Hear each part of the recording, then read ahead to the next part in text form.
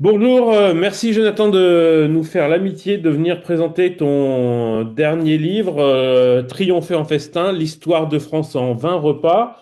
Alors déjà, première question, c'est pourquoi avoir choisi de raconter 800 ans d'histoire à travers comme seul fil conducteur la table? Pour deux raisons. Pour deux raisons. Déjà, merci de cette invitation, Olivier. Mais donc, pour répondre clairement, les deux raisons sont simples a priori. C'est-à-dire que j'aime énormément l'histoire. C'est un domaine au sens qui est très large, évidemment, mais Oui. l'histoire de France est quelque chose qui me passionne depuis toujours. Et plus je m'y intéresse, il m'arrive de remonter le cours de l'histoire, si je puis dire. C'est-à-dire que si j'avais une certaine prédilection pour les 18 et 17e siècle au départ, eh bien, je me rends compte avec le temps qui passe que les époques plus reculées sont incroyablement passionnantes et on découvre énormément de choses en creusant un petit peu. Donc, raconter l'histoire, donc l'intérêt pour l'histoire et raconter l'histoire, c'est quelque chose qui m'a toujours intéressé.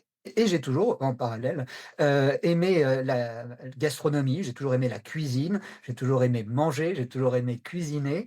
Et l'histoire de la gastronomie demeure un continent qui n'a pas encore été complètement exploré. J'entends par là que en faisant des recherches, sur l'histoire de la gastronomie, des choses sont parfaitement balisées, sur des recettes, sur, une, modernisation de la gastronomie avec des découvertes des Amériques, par exemple, avec, de diverses conquêtes. Ouais. Mais il y a pas mal de pans de cette, gastronomie, de cette histoire de la gastronomie, qui, demeurent méconnus, voire, inconnus. Et donc est née l'idée de, raconter, de fusionner ces 2 passions, de raconter une histoire de France par le biais de l'histoire de la gastronomie en France. Bah, effectivement, alors on voit que le livre est extrêmement riche en archives. Tu es allé recenser certains menus à travers ces 8 siècles d'histoire. Ce qui est vraiment intéressant, c'est que c'est pas une histoire de la gastronomie comme on a pu déjà en lire, mais on a vraiment une histoire politique de la table en fait. Alors on a souvent dit effectivement que la table avec Talleyrand c'était le prémisse de la diplomatie, mais finalement tu remontes beaucoup plus loin et tu montres que ça a toujours existé et comment en fait on a fait de la table cet instrument politique. Et est-ce que tu peux nous raconter un petit peu de ça? Alors, la table fait partie, des attributs du pouvoir. C'est, immémorial depuis la plus haute antiquité, effectivement. Les vainqueurs, ont toujours fêté, leur triomphe. La table a toujours été le lieu de la représentation, ça a toujours été aussi le lieu de l'affirmation du pouvoir, mais d'une façon pacifique. C'est-à-dire on peut inviter, à sa table, l'ennemi vaincu. On peut, inviter, à sa table, également les personnes avec qui on est en train de négocier. Et ça, c'est l'invention de Talleyrand que vous citiez, c'est-à-dire que Talleyrand pousse à un degré inégalé jusqu'à présent la table comme lieu où se fait le pouvoir. C'est-à-dire que la table devient, aujourd'hui, ça paraît tout à fait fréquent, on en entend parler de déjeuner de travail entre présidents, on se reçoit entre diplomates pour faire avancer tel ou tel dossier. Mais jusqu'à Talleyrand, la table était le lieu où on célébrait un dossier qui était scellé. C'est-à-dire qu'il y a ce glissement qui est finalement relativement récent dans notre histoire, c'est-à-dire qu'on parle là du tout début du 19e siècle avec Talleyrand.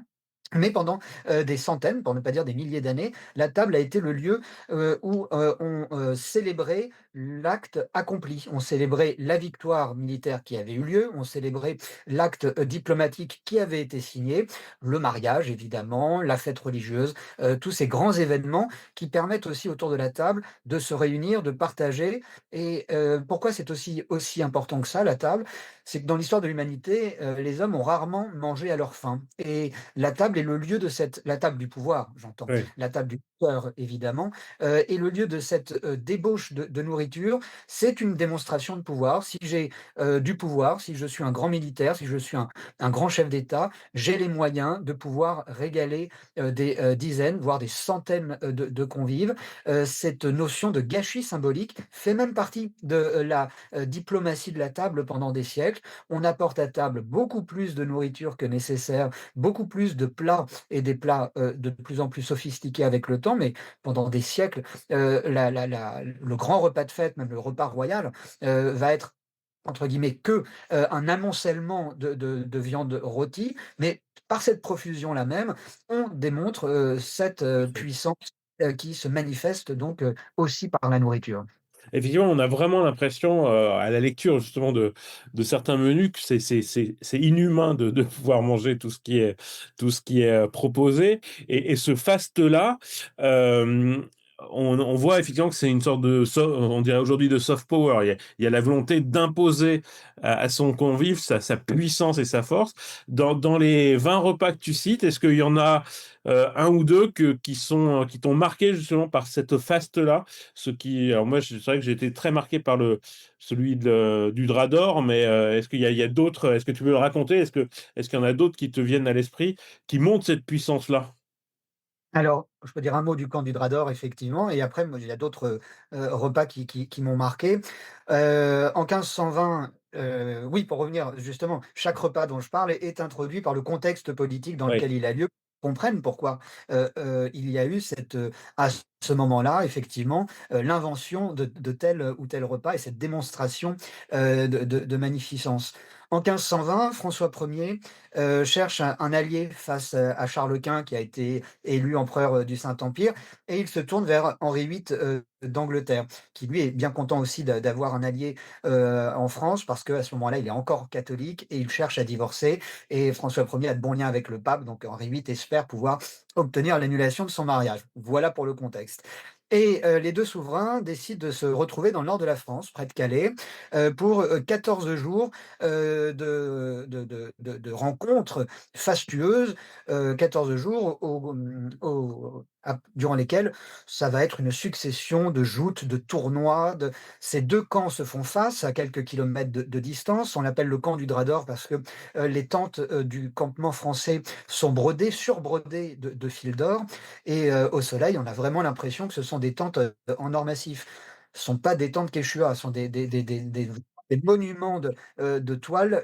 La tente du roi fait 30 mètres de diamètre, ce sont des dimensions considérables. Il y a à peu près 3000 Français qui, campent donc, dans leur drap d'or et à quelques kilomètres, il y a le campement anglais et chaque jour, un jour sur 2, le camp français accueille les Anglais et inversement.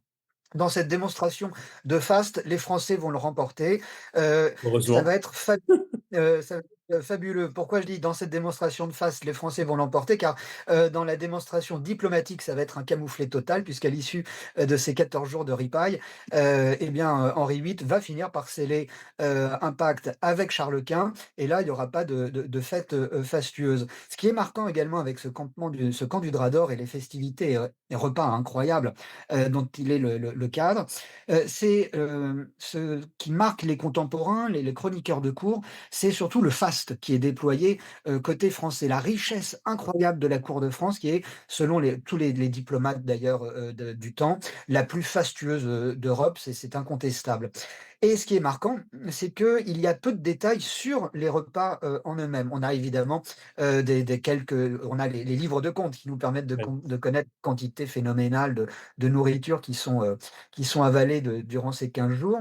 Mais ce qui est marquant, c'est qu'on est donc là vraiment, en pleine Renaissance flamboyante, mais ce qui est servi, ce sont des plats, tout ce qu'il y a de plus médiévaux, c'est-à-dire, comme je disais tout à l'heure, à des amoncellements, des profusions de viande rôtie, des tourtes parméniennes, comme on dit, c'est-à-dire que ce sont des tourtes sur lesquelles on reproduit les blasons, des grandes familles et évidemment des monarques qui sont, attablés, des tourtes qui renferment des hachis de viande ou, les, vendredis, des hachis de poisson. Donc c'est davantage une cuisine médiévale. Ce qui est marquant quand on s'intéresse à cette, histoire de la gastronomie, c'est de voir que le temps de la gastronomie est un temps long, voire un temps très long. C'est-à-dire qu'on a à peu près mangé la même chose de l'Antiquité au Moyen Âge et on a à peu près mangé la même chose du Moyen Âge au XVIIIe siècle et ça, les livres de recettes, en témoignent. Les premiers livres de recettes remontent, aux prémices du XIVe siècle, à la fin du XIVe siècle, en France avec, Taillevent, Le Viandier qui est le livre de référence, mais il y en a quelques-uns qui commencent à circuler, souvent manuscrits, même un peu avant. Ces recettes-là vont se perpétuer, vont être, reprises, imprimées, réimprimées parfois jusqu'au milieu, voire la fin du, XVIIe siècle, ce qui montre que dans la nourriture courante finalement, les recettes médiévales, c'est-à-dire des viandes rôties, le fait d'accommoder le sucré et le salé, ce genre de choses, va finalement Les se épices. retrouver et donc à la table de François Ier, ce sont beaucoup de plats d'origine médiévale, si je puis dire, qui y sont servis. On sait que le roi, raffole du sucre et qu'il fait même saupoudrer ses poissons de sucre glace. Maintenant, pour répondre à l'un des repas dont je raconte l'histoire qui m'a peut-être le plus marqué parce qu'il est il est chargé de beaucoup de choses, selon moi. C'est le repas qui est rentré dans l'histoire comme étant le menu tout bœuf du cardinal de Richelieu, servi en 1757. C'est le seul et unique repas dont je parle qui n'est pas servi en France d'ailleurs. Pourquoi? Parce que le cardinal de Richelieu, qui est petit-fils, l'arrière-arrière-petit-fils du grand cardinal, est un grand militaire. C'est un personnage qui incarne vraiment la cour de France dans toute sa splendeur. Il a vécu très longtemps, il était à la cour du vieux Louis XIV et il meurt à la veille de la Révolution française et il est un grand seigneur, c'est un grand Français tel qu'on l'entend au grand siècle dans tous les domaines. C'est un grand amateur de femmes, c'est un grand amateur de nourriture, un grand amateur de vin, un grand militaire, je l'ai dit, et il est envoyé quelques années après le début de la guerre de 7 ans, donc en 1757, en Allemagne, près, de Hanovre. C'est un bon militaire. Très vite, il, remporte, plusieurs batailles et il fait prisonnier, quelques semaines après son arrivée, les princes et princesses d'Haute-Frise. Ils sont, une petite quinzaine et en grand seigneur français, le maréchal de Richelieu se doit de les honorer. Ce sont ses prisonniers, mais ça demeure tout de même des princes allemands. Il, demande à son cuisinier et à ses aides de camp d'aller lui chercher de quoi faire ce grand repas français. Ils reviennent un peu dépités parce que le pays est dévasté par la guerre. Ils trouvent quoi? Ils trouvent un bœuf, vivant, quelques légumes, quelques, racines. Ils sont dépités, ils disent, au prince qu'ils ne peuvent rien faire avec, cela. Et là, Richelieu prend la plume et il rédige lui-même de sa main ce grand menu qu'on appelle le menu tout bœuf, le grand menu français en une quinzaine, vingtaine de plats même. Et là, vous avez une démonstration extraordinaire de la déclinaison de ce qu'on peut faire avec un bœuf et les quelques, réserves que les militaires avaient en plus des légumes trouvés sur place. C'est et pourquoi c'est marquant à plusieurs égards? Parce qu'on parle là pas uniquement de cuisine. On atteint là une quasi-philosophie de la cuisine et de ce que représente le partage, de cette cuisine sophistiquée. C'est, évidemment des grandes recettes, des recettes parfois très simples, aussi, heu, mais c'est une démonstration de savoir-faire et une démonstration, dirais-je même, d'intelligence, de faste et d'intelligence à travers la nourriture et donc ce repas tout bœuf, donc des entrées aux entremets, jusqu'au dessert, se sont faites, sur cette seule et unique bête. Alors justement, on parle du faste qui a souvent été effectivement le signe de cette grande gastronomie, d'État à État, de souverain à souverain. Il y a un moment dans l'histoire de France où on a pensé que justement le faste avait peut-être pu coûter la tête de Fouquet. Finalement, tu peux y revenir parce que toi, tu sembles laisser entendre que le sort de Fouquet était peut-être déjà scellé avant même, le fameux, dîner de Vaux-le-Vicomte. Exactement. Alors là, on est en août 1661, hem et Fouquet, qui est intendant des finances, une sorte d'hyper super premier ministre, voire plus, à ce moment-là, vient de terminer Vol-Vicomte, qui est finalement la porte d'entrée du grand siècle français. Le roi, le jeune Louis XIV et sa cour habitent les châteaux vétustes que sont le Louvre, que sont, Saint-Germain-en-Laye, Fontainebleau. C'est encore une vie, assez, pas sinistre, mais assez austère, dirions-nous, à la cour. Et Fouquet invente le grand siècle, c'est-à-dire qu'il constitue une cour d'artistes autour de lui, qui sont ses artistes. Ce sont les peintres Lebrun, Mignard, ce sont La Fontaine, Madame de Sévigné, un jardinier, le nôtre, mais aussi des architectes tels que Mansart. Et tous ces gens font et ont fait le Volvicomte. Le surintendant, peu fier de son invention, il était très vaniteux, invite la cour à, nous dirions, la pendaison de crémaillère de ce château inédit. Le roi serre les dents durant toute la soirée, c'est une fête somptueuse. Il y a également un certain Molière et un certain Lully qui donnent des divertissements. Et autant dire que, dit-on, l'histoire le retient ainsi, dès les contemporains d'ailleurs, et puis ça sera ancré dans l'histoire par Voltaire et bien d'autres par la suite. Le roi enrage, il aurait même voulu le faire arrêter le soir même, et c'est sa mère, Anne d'Autriche, qui lui aurait dit on n'arrête pas les gens chez qui on est invité à dîner, en somme. Et le roi Par attendra jalousie, en fait. quelques C'est par par jalousie.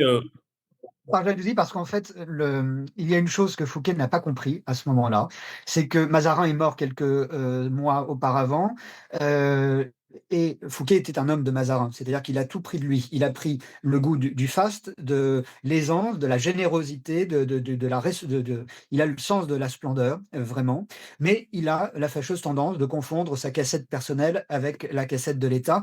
Et en 1661, Fouquet arrose tout le monde. La reine a besoin d'argent, il lui donne de l'argent. Les diplomates français ont besoin d'argent, c'est lui qui paye leur mission. Et puis parallèlement, il est aussi, et ça inquiète le roi, il est maître de Belle-Île, qui était une place forte militaire. Il dispose de ses propres bateaux pour faire du commerce officiellement avec l'Amérique, mais ces bateaux sont quand même surarmés pour faire face à des attaques pirates. Donc finalement, cet homme finit par être dangereux, comme les Templiers l'avaient été bien auparavant, avec d'autres monarques de sinistre mémoire. Et donc, l'idée d'arrêter Fouquet est finalement assez ancienne. Il n'a pas compris ce grand homme qui est encore peut-être, c'est le mot de Paul Morand, le dernier seigneur de la Renaissance. Il n'a peut-être pas compris que le temps avait changé et que maintenant, l'État, c'est Louis XIV et que plus une tête ne doit dépasser. Et ça, il l'a pas compris. Et il a cette immense naïveté. Avec le temps, on peut voir de la naïveté, de la candeur, malgré l'homme d'État qu'il était. Et c'est vrai que il va commettre un crime de lèse splendeur, le mot est encore de Paul Morand, lors de cette soirée de Volvicomte, notamment en faisant manger le roi dans de la vestelle d'or et non de vermeil. C'est ce genre de petits détails qui vont faire grincer des dents le jeune Louis XIV, entre autres. Et puis, Louis XIV va quand même se faire plaisir pour l'arrestation de Fouquet, parce qu'il va attendre quelques semaines plus tard pour l'arrêter à Nantes. Il va attendre le 5 septembre, et le 5 septembre, c'est l'anniversaire de Louis XIV. Donc, effectivement, dans ton livre, on voit effectivement toute cette gastronomie mêlée à la politique, notamment des souverains. Peut-être pour finir, il y a quand même, à partir du 19e siècle, on s'aperçoit que apparaît une autre figure avec les restaurants, avec notamment tout ce qui se passe autour du Palais Royal, qui est là aussi, qui mériterait presque un livre à lui seul. Moi, je suis fasciné par le Palais Royal. Mais donc, est-ce que tu peux un peu expliquer comment, justement, cette gastronomie va à la fois se raffiner, mais garder quand même des traces de. On sent qu'il faut aussi du fast. Et puis, peut-être pour finir, parce que moi, c'est sans doute une des anecdotes que tu racontes dans ton livre que je trouve la plus française, en tout cas, on aimerait qu'elle le soit, c'est le réveillon du siège de Paris en 1870, parce que là, on voit comment les Français, dans la pire des situations, continuent à savoir célébrer la table comme on aimerait pouvoir le célébrer tous les jours. Exactement. Les restaurants naissent effectivement, découlent en ligne directe de la révolution de 89. Les chefs des cuisines des grandes maisons se retrouvent au chômage quand leurs maîtres, comme on disait alors, partent en émigration ou sont tout simplement exécutés sous la guillotine. Et ils se retrouvent sans travail. Et ils ont donc l'idée de continuer d'offrir leurs services, mais au grand public, dans des restaurants. Le restaurant lui-même, l'établissement restaurant tel qu'on l'entend, les premiers restaurants naissent peu de temps avant la Révolution, dans les années 1760-70, dans ce quartier du Palais Royal, non loin, dans le vieux quartier du Louvre. J'ai écrit sur ces quartiers, rayés de la carte et Capital, aux éditions du Cerf. Donc, D'accord, je raconte l'histoire de ce quartier. Euh, et c'est d'ailleurs de cette origine que vient l'expression cordon bleu. Pour parler d'un bon cuisinier, le cordon bleu faisant référence au cordon de Saint-Louis que portaient évidemment les grands de France avant la Révolution. La Les restaurants vont connaître une bonne fortune donc autour du quartier du Palais Royal, voire dans le Palais Royal même, durant toute la Révolution, qu'on appelle alors le Palais Égalité. Les plus sanguinaires des révolutionnaires iront y banqueter durant toute la Révolution, alors que les Parisiens crèvent littéralement de faim. Les premières cartes de rationnement de l'histoire sont inventées par les révolutionnaires parisiens pour permettre aux Parisiens d'essayer d'avoir quelques grammes de pain par jour, mais les tables de chez Méo et autres grands restaurants du Palais Royal, eux, sont toujours bien approvisionnés. Et tout au long du 19e siècle, parce qu'il y a des phénomènes formidables qui se réalisent sous le ciel de France à ce moment-là. À la fin du 18e siècle, naissent la critique gastronomique, qui au début du 19e siècle, le chef Antonin Carême conceptualise la grande cuisine française telle qu'on la connaît encore aujourd'hui, et de façon quasi contemporaine à ces deux-là. Brillat-Savarin, lui, n'est pas cuisinier, il est amateur de bonne chère, mais il va lui aussi participer à l'intellectualisation du repas et de la table française. Physiologie du goût, c'est son grand livre, qui est une sorte de sociologie de la table et des produits qu'on mange. Le fameux Dis-moi ce que tu manges, je te dirai ce que tu es, c'est la philosophie de Brillat-Savarin qu'il décline.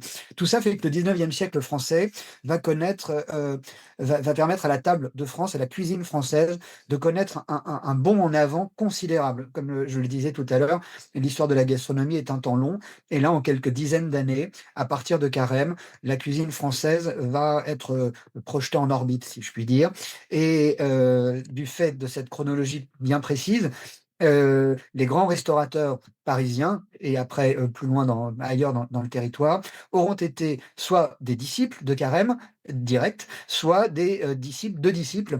C'est le cas par exemple d'Auguste Escoffier, qui a fait énormément pour le rayonnement planétaire de la cuisine française. Et donc ça va permettre à cette cuisine française de s'améliorer, de se raffiner davantage, et enfin de se perfectionner. Et par définition, la perfection, ça ne s'améliore pas. Et donc à partir de là, c'est finalement cette cuisine française qui va être achevée, parachevée, et qu'on continue. Alors évidemment qu'elle est modernisée, comme on dit aujourd'hui, par bien des faiseurs ou d'autres grands chefs même. Mais si vous voulez, les recettes, elles sont inscrites dans les mémoires, elles sont inscrites dans l'histoire de France. Et selon Jules Gouffet, même grand chef du 19e, la cuisine française est une part de notre nationalité. Tout ça, c'est grâce à ce 19e siècle flamboyant. Pour répondre à la seconde question, arrive après les fastes du Second Empire et l'âge d'or des grands restaurants parisiens. On pense notamment au Café Anglais, qui a été le décor d'un des plus célèbres restaurants, dîners que l'on connaît, dont il est question aussi dans le livre, le fameux dîner des... Euh, Cet âge d'or incroyable qu'est le Second Empire, arrive la chute de Sedan. C'est un cataclysme, c'est vraiment un traumatisme même pour les Français. Et dans la foulée de Sedan, que se passe-t-il? Paris est assiégé par les Prussiens. Et après les largesses du Second Empire, la peur de la faim, qui avait été oubliée par les Parisiens depuis fort longtemps, se fait sentir. Il y a de grandes réserves qui sont faites peu de temps avant le siège. Elles sont très mal gérées, donc très vite écoulées. Et ensuite, eh ben, les Parisiens vont devoir manger manger ce qu'ils ont sous la main. Ce seront, d'abord, les chevaux, les canassons, les ânes. Ensuite, ils vont se rabattre sur les animaux domestiques, sur les chiens, sur les chats. On estime à 250 000 le nombre de chats qui seront, croqués, durant le siège, et puis ensuite les rats, J'ai et vu puis d'ailleurs quand une recette de rat au champagne. ah, On pourrait peut-être s'en inspirer pour lutter contre la prolifération à Paris. ça pourrait être une idée, qu'il y ait un conseiller municipal à la cuisson du rat, ça peut être une idée à suggérer. Nouvelle équipe, autour d'Emmanuel Grégoire. Je cite effectivement un chef dont le nom m'échappe à l'instant, mais qui, après le siège de la commune, parce que lui était à la tête d'un grand restaurant parisien, raconte qu'il a eu du mal à cuisiner le rat au départ. Il était dégoûté par l'animal. Et puis, de fil en aiguille, passé sa répulsion naturelle, il a découvert que c'était une chair très fine et que finalement, elle s'accommodait avec plein de choses, que ce soit en pâté en croûte, ou autre, crapaudine. Et il raconte qu'effectivement, le rat au champagne aura été, durant la commune, durant le siège, pardon, l'un des plats phares, l'un des plats signatures, dirions-nous aujourd'hui, de sa carte. En revanche, dit-il, le chien resterait une chair coriace, dure, et malgré tous les assaisonnements qu'on lui apporte. C'est marquant, aussi dans ce siège prussien de Paris, c'est que les Parisiens vont finir par ne plus rien avoir à manger, mais les caves de Paris, elles, vont demeurer pleines durant tout le siège. C'est-à-dire que les Parisiens ne manqueront jamais de vin, de liqueur, de champagne. Ça, c'est un miracle, un miracle très français peut-être, et Bah, un autre.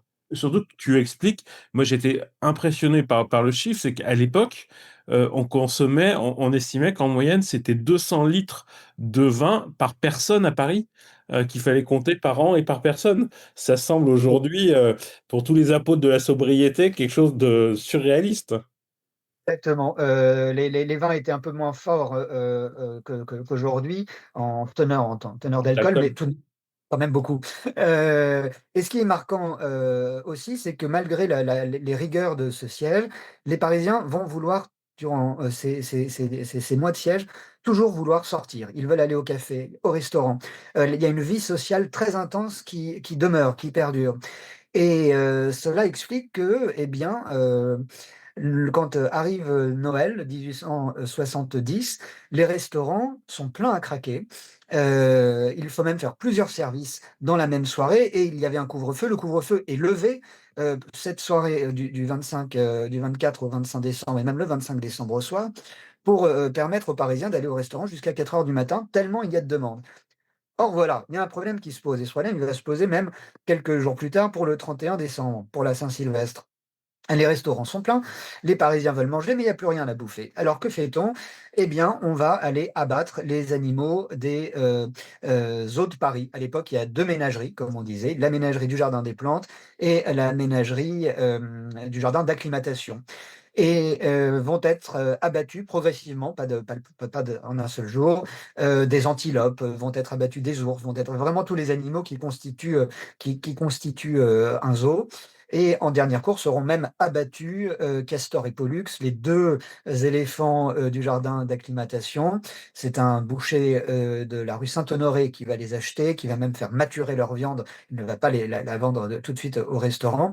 Il faut savoir que ce sont de grands restaurants qui peuvent se permettre d'acheter, de telles viandes, ou des grandes brasseries qui ont, comme on dit, suffisamment de débit pour pouvoir, proposer des plats relativement peu élevés, pour, pouvoir, rentrer dans leurs frais, tout simplement. Mais cela donne quoi? Cela donne évidemment, l'occasion, de faire de rédiger des menus, savoureux, d'intelligence, d'humour. C'est là où il y a tout l'humour parigot, historique, qui remonte à la surface à travers ces menus, parce que, sont, déclinées donc les viandes les plus exotiques qui soient, mais avec des appellations à la française. Et là encore, on retrouve le grand menu français en plusieurs services, avec des entremets, avec, des trous normands, avec des liqueurs, pour continuer ensuite, pour poursuivre ensuite, la dégustation de plats rôtis et autres entremets, et cetera. Mais cela se fait avec du kangourou, de l'éléphant, de l'antilope, accompagné parfois, enfin suivi ou précédé par, des chats flanqués de rats, par des côtes de loup. Là, les côtes de loup, c'est du chien, faut pas se mentir. Et on voit là tout se décliner, vraiment l'inventivité, la créativité des chefs, et ça représente un sérieux coup de nez tout de même à l'oppresseur prussien d'alors, parce qu'on a, avec le recul, parce qu'évidemment que ça a été un siège terriblement éprouvant pour les Parisiens, mais avec le recul, il y a quand même quelque chose de bravache au sens Ouais. le plus les sympathiques du terme, qui est à retenir à travers cette démonstration de table. Encore une fois, il n'a jamais été question à ce moment-là de tirer un coup de feu ou quoi que ce soit, mais simplement de se nourrir et de s'amuser à table. Merci, Jonathan. Alors effectivement, peut-être pour conclure, parce que on voit ces dernières années que il y a toute une nouvelle littérature, et que la politique s'est beaucoup tournée sur la sobriété à table, certaines mairies. Alors avaient même supprimé le foie gras, avaient supprimé. Est-ce que ça reste de la tradition française? Est-ce qu'on peut faire de la diplomatie politique à table avec justement de la sobriété? On a l'impression que toute notre histoire, c'est exactement le contraire, non? Oui et non. C'est-à-dire qu'il est un fait, là je vais argumenter le non. Oui, Heu, il est un fait historique, et c'est ce que j'explique vers la fin de l'ouvrage. S'il fallait écrire une histoire, et c'est peut-être ce que je fais aussi en filigrane, une histoire de l'appétit, historiquement, nous avons moins d'appétit, les siècles passés, que dans les siècles passés. Même si on mange, même s'il y a de bons mangeurs, encore, aujourd'hui, il ferait, pâle figure par rapport à un bon mangeur du milieu du 19e siècle, pour ne pas aller encore, pour ne pas remonter plus loin. Donc il est un fait qui est qu'on mange moins. Ensuite, est-ce qu'on mange, plus sainement? Ça oui. C'est-à-dire qu'on mange, moins gras, moins sucré. Quoique, ça c'est aussi une question de mode. On voit récemment, c'est une tendance qui réapparaît, la promotion, du gras dans la cuisine, et du gras, le retour en grâce du beurre, par exemple. Mais avec effectivement cette notion de modération qui est propre à tant de domaines de la vie, l'injonction propre à tant de domaines de la vie, aujourd'hui. Mais le grand repas, le repas de fête, que ce soit le repas de fête en famille, que ce soit le repas de fête, à l'Élysée, ça demeure des produits d'exception, des produits qui sortent de l'ordinaire. C'est pas forcément des produits pour des ménages peu, fortunés, des choses, hors de prix, mais parce que c'est ça l'idée de festin, c'est de sortir de l'ordinaire, d'offrir un repas qui n'est pas le repas du quotidien, et de beaux produits, de bons produits, des produits traditionnels. Bon, peut-être que que la sobriété est à l'ordre du jour, mais le foie gras, pour le coup, est, un incontournable de la table du palais de l'Élysée encore, aujourd'hui, pour faire plaisir à un invité de marque. Pour la petite histoire, Élisabeth II, qui en est la reine d'Angleterre, feu Élisabeth II, qui en avait vu d'autres, attendait avec impatience les dîners d'État, au palais de l'Élysée, parce qu'elle savait, qu'elle, mangerait très bien, et qu'elle aurait notamment toujours en entrée le foie gras dont elle raffolait, et qui était vraisemblablement bien meilleur que celui qu'elle pouvait, se faire servir à Buckingham. Mais la table, la table de fête, la table d'apparat, la table du pouvoir demeure une démonstration, de sophistication. Mais encore une fois, c'est vrai que là, c'est l'histoire de l'appétit.